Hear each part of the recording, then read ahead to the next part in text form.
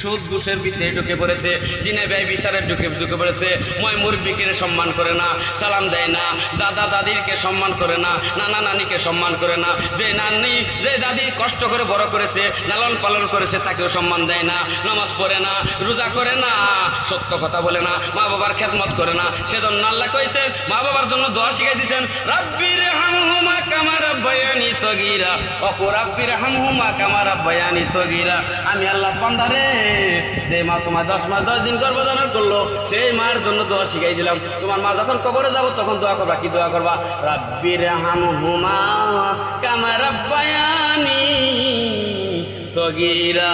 হে আল্লাহ গো, যেই মার গর্ভে 10 মাস 10 দিন ছিলাম, দুনিয়াতে আসলাম, আসার পরে আমার মা বড় করলো, এখন কবর দেশে চলে গেছে, আমার মার কবরকে তুমি জান্নাত বানাইয়া দাও। সুবহানাল্লাহ, আমার মার কবর জান্নাত বানাই দাও।